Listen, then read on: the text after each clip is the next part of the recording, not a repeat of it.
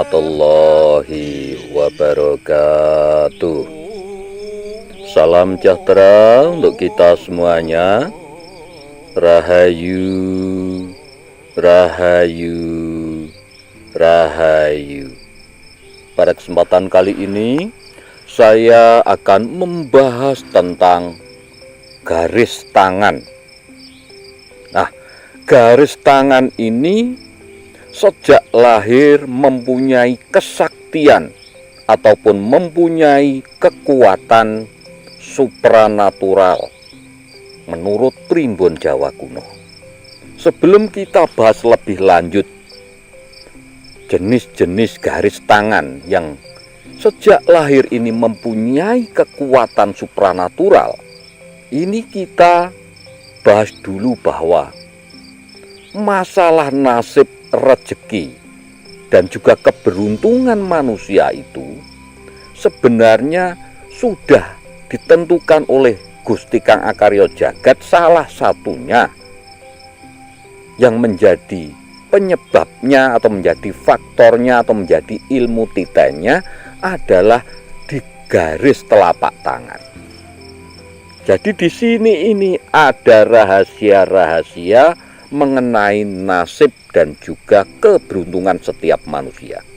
Dan panjenengan cek di seluruh dunia, maka tidak ada satupun orang yang mempunyai garis tangan sama dengan orang yang lain. Pasti semuanya berbeda. Makanya nasib setiap orang juga berbeda-beda. Nah, sekarang kita bahas masalah yang berkaitan dengan kesaktian supranatural yang dimiliki oleh garis telapak tangan yang dari lahir ini menurut primbon Jawa. Ini ada beberapa nanti nggih. Yang pertama adalah garis telapak tangan tapak jalak atau rojo keling, atau kalau dalam bahasa palmistry itu namanya simian line. Jadi lurus, garis telapak tangannya ini lurus.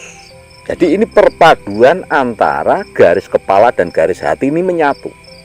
Ini mempunyai dua sisi sebenarnya.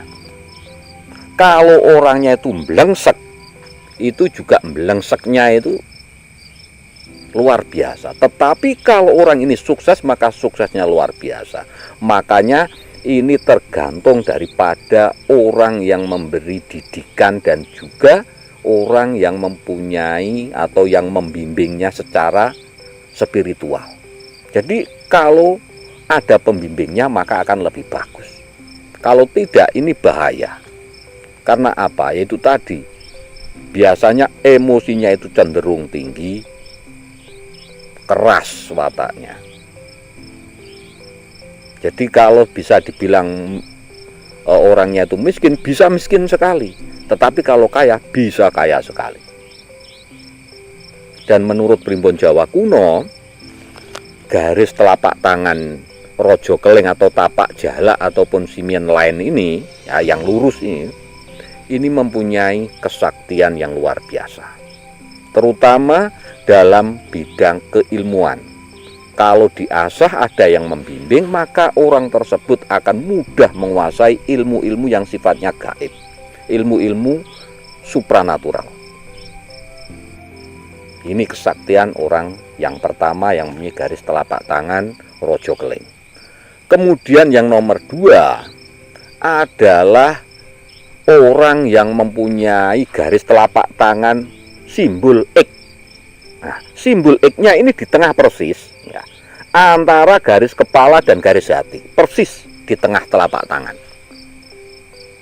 Ini juga mempunyai kesaktian yang berkaitan dengan ilmu gaib, ilmu supranatural, ilmu spiritual sejak lahir. Nah, untuk niteni ini kan mungkin panjenengan bertanya, loh kok telapak tangan saya yang kiri dengan yang kanan kok berbeda, Mbah? Nggih, seumpama begitu nggih. Karena memang tidak sama antara kanan dan kiri. Karena apa? Ini ada yang tangan pasif, ada yang tangan aktif. Nah, yang tangan aktif ini tidak kita gunakan. Karena apa? Yang kita hitung adalah yang sejak lahir. Jadi gambaran garis telapak tangan sejak lahir ini yang pasif. Yang kiri artinya, yang jarang kita gunakan yang kiri, yang pasif.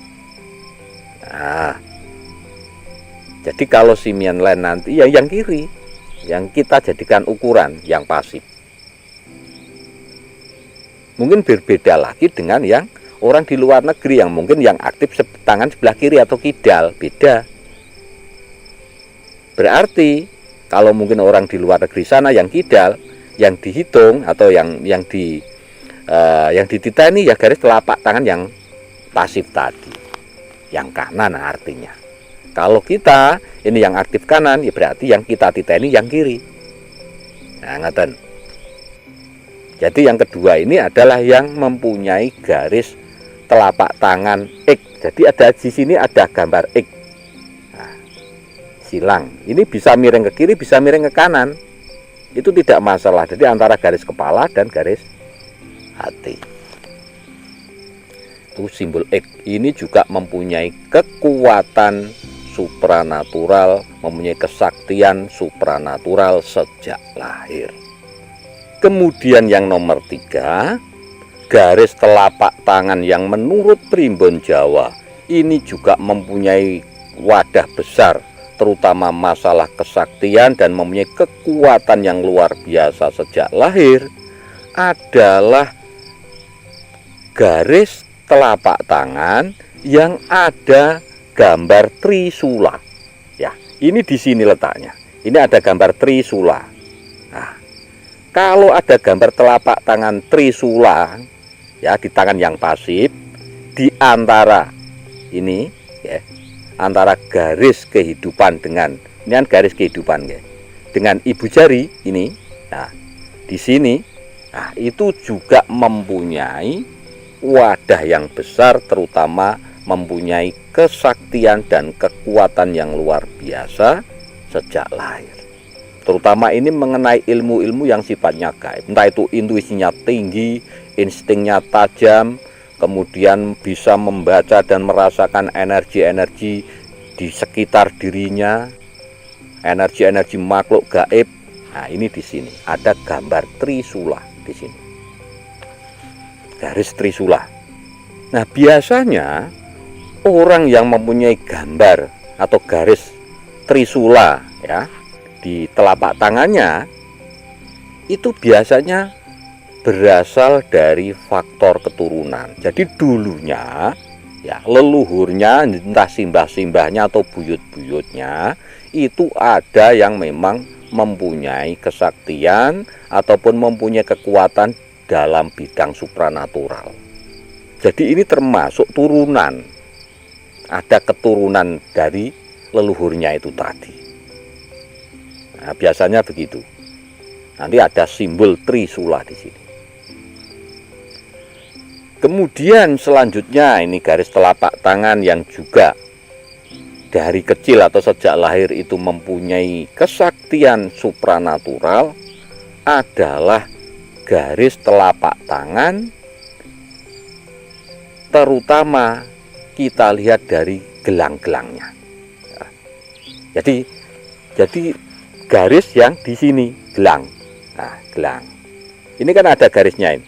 Nah, ini lebih dari 4. Kalau di pergelangan ini antara ini nggih, tangan dengan ini ada gelangnya ini 4 dan lebih. Itu juga mempunyai kekuatan supranatural sejak lahir. Mempunyai kesaktian tertentu orang ini. Dan dalam bidang ilmu biasanya cepat sekali menyerap ilmu-ilmu yang diberikan. Entah ini ilmu yang sifatnya gaib ataupun ilmu pengetahuan.